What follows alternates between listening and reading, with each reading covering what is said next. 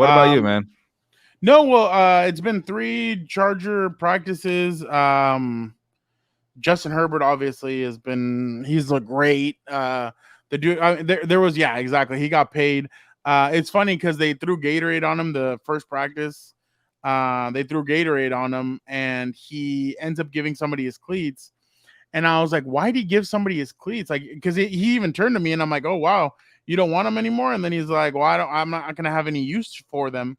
I'm like, why? And then I'm like, oh, because the Gatorade got into his cleats. Why is he gonna use Gatorated cleats? So yeah, so he gave his cleats to 2 kids, and I was like, oh wow, that's pretty cool. Like some people were like, oh, sign my baby. So this other guy was like, oh, date my daughter, and I'm like, what? I'm like, geez, I'm like, you people are crazy. The fence, remember the famous fence? It almost fell over Yeah, while he yeah. was signing It autographs. fell when So Drew Brees was there. Remember remember that? that? Yeah. So yeah, I mean, some pretty interesting notes from training camp. Obviously, they you can tell they're preparing for more vertical down the field throws. Keenan's been going deep. Mike has been playing in the slot at times, and we asked Brandon, like, why is he playing in the slot? And he's like, it's like when LeBron has to go up against a point guard. A point guard can't defend him when he's on defense. So we think Mike can take advantage just that way Wow, too. And so interesting. I was like, oh wow. And then Keenan says it only helps me out even more. He's like, can you imagine if we could take advantage of Mike with a small little slot corner? Mike's gonna go right past him and be open all day. So you can tell Kellen Moore is really detail oriented. As soon as Justin Herbert comes off the field, first guy he goes to is Kellen Moore, and he talks to him, and they're going over the notes and everything. Obviously, like people have been asking me, like, oh, how does the pass rush look? I can't tell you. Well, how does the offensive line look? I can't tell you. Well, who stood out from the offense? I can't. Like the same thing that Brandon Staley said. Like somebody asked Brandon Staley the other day, like, oh, who's a player that stood out? And he's like, I can't give you one player. Well, yeah, they don't have pads on. Like, you remember that drill that we saw when it was like Bosa against Slater, and you're like, oh crap, Yeah, Slater might actually be the real deal. That's when you kind of see those kinds of things, and that like this week they're gonna be in pads. That's when I'm really gonna know, okay, this guy, that guy, not that guy. The only person I've ever been able to tell without pads if they were good or not, Jerry Tillery, obviously. From the beginning, I could already tell. But other than that, there's not a player that like you can really be like, oh, that guy, no, not that guy. So yeah, so I think padded practices are the most interesting practices because then you get to see the real. And it's funny to watch guys like Derwin James, like when a guy catches a pass over the middle and Derwin just wants to go and throw his shoulder in and he's like, what? And then he just kind of goes up like this.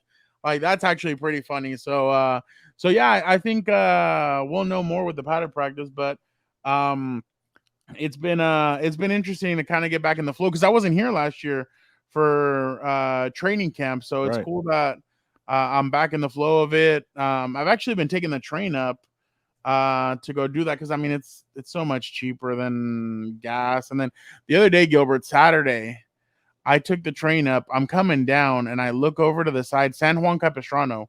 That's when the train kind of comes up and you can see the freeway all the way up at San Juan Capistrano. I'm like, thank God I didn't drive. I'm like, that traffic looked horrendous. Like they were not moving. So definitely glad I took the train. And then on the train, I can work, I can do stuff, and I can get some stuff done. So it's definitely. And then by the time I got to San Diego, I'd already written my story and I'd already sent it in. So definitely, I think that's an advantage. So yeah, it's been pretty interesting to kind of get a sense of everything. It's funny. I asked Keenan real quick. I'm like, hey, does it kind of feel like you and Justin are at the point that like if you guys put on blindfolds, you guys could find each other? And he starts laughing and he goes, that's how it looks like, huh? I was like, well, yeah.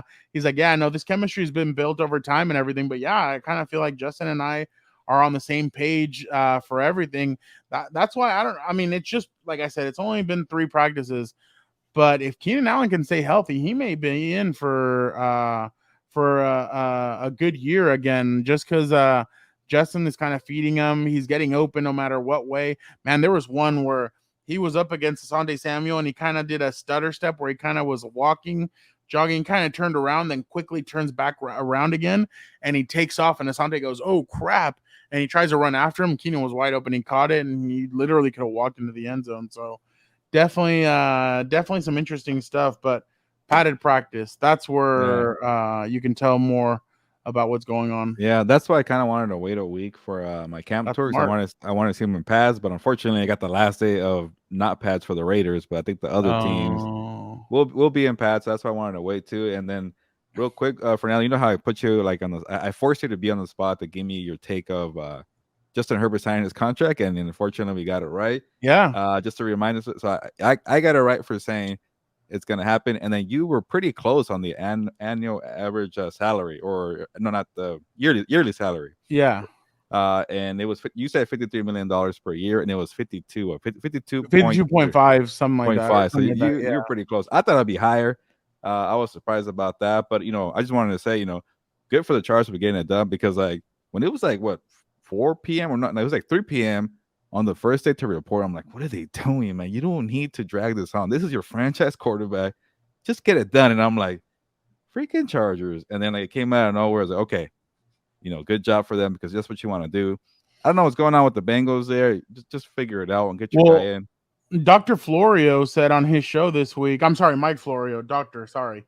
Mike Get it Florio right. said that it's tough for the Bengals to be able to shell out the money for Joe Burrow, that they're going to have to do some wizardry and some other stuff. They're like, it's not going to be as easy as Justin Herbert's contract was with the Chargers. Here, they're going to have to do some stuff to kind of be able to pay him and get him his money. And I'm kind of like, wait, if you're already having trouble with this, like next year or the year after, you're gonna have to take care of Jamar Chase, and Jamar Chase is gonna ask for wide receiver one money. Like he wants to be he's gonna want to surpass Devontae Adams and all these other guys. So I mean, it sounds like the Bengals are kind of in a tough pickle. If what he's saying is accurate, then Well, that's it the might be thing. tough. Is it Yeah, accurate? Because he reported before the Herbert that's contract true. saying that him and Burrow Burrow, and their agents right? are having some kind of contest. You figure out the word. They're in a Yeah, contest there. Who's going to be the highest paid?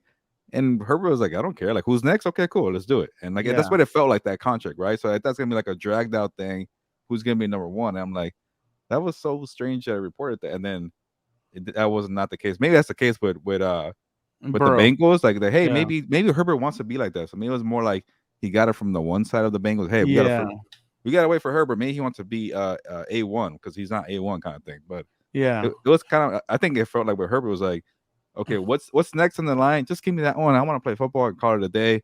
I got paid like the top player in NFL history, technically, right, for a little yeah. bit, and then that's what it felt like to me. Maybe it took a little longer to get it done, but he did get more money than Lamar Jackson did when it came to the injury guarantee. So maybe that was kind of the hold up a little bit. You know what's funny, real quick off of that? If you listen to Justin talk, he said key words like now I can play free. Now we can get back to football. He didn't want to be a distraction. That's why they got it done before training camp. Can you imagine what Wednesday would have been like if Justin hadn't signed that contract?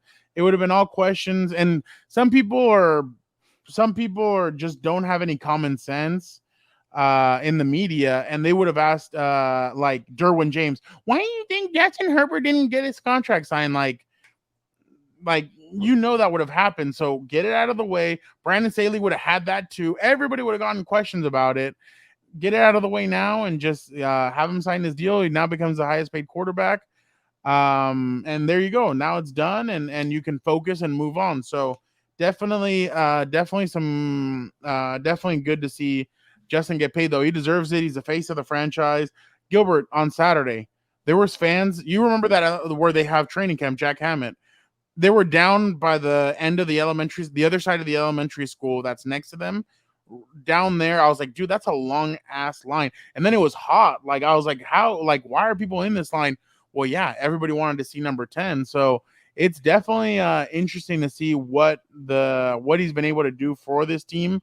There's a lot of fans now. They're like Wednesday and Thursday, they had a lot of fans there watching him. And I ran into a guy when I was leaving. I was gonna get my Uber, and I bumped into him. I'm like, oh, I'm so sorry. I'm like, oh, you're in Saints gear. He's like, yeah. He's like, I'm a huge Saints fan. He's the Charger fan, and it's his son.